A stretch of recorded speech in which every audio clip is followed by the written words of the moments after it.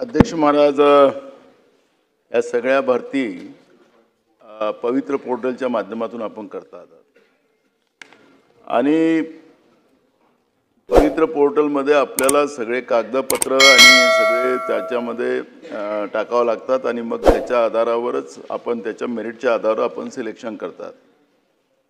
पण अध्यक्ष महोदय, या पोर्टलच्या माध्यमातून अजून एक गोष्ट उघडकीस आली। आता जिल्हा परिषदच्या शाळा आणि महानगरपालिकेच्या शाळा म्हणजे काही शाळा तर कुलूप लावायचं, शिक्षकच नाही अशी परिस्थिती आज राज्यात आहे।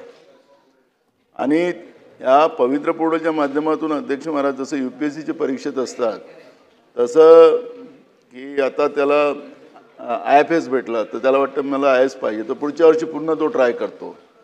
तसं वेल क्वालिफाईड मुलं मुली हे समजा प्रायमरी शाळेला लागलेत ते पुन्हा अजून ते पोर्टलमध्ये येतात आणि असं करता करता ह्या जिल्हा परिषदच्या प्रायमरी शाळा सगळ्या खाली पडलेल्या आहेत। शिक्षक नाही, शिक्षक भरू अशा पद्धतीची शाळा सुरू झालेल्या आहेत। पुस्तकं तुमच्या मिळेलच नाही तो भाग वेगळाच आहे, पण शाळेत शिक्षकच नाही। म्हणून मला या प्रश्नाच्या निमित्ताने एवढंच तुम्हाला विचारायचं आहे की हे बोगस दाखले हा प्रश्न आहेच, पण त्याच्यापेक्षा आता जिल्हा परिषदेच्या शाळेमध्ये शिक्षकच नाही, महानगरपालिकेच्या शाळेत शिक्षक नाही, हे आता सत्र सुरू झालेलं आहे। हे पूर्ण करण्यासाठी शासन म्हणून आपण काय करणार आणि मुलांचं शैक्षणिक नुकसान होणार नाही याची काळजी सरकार घेणार काय?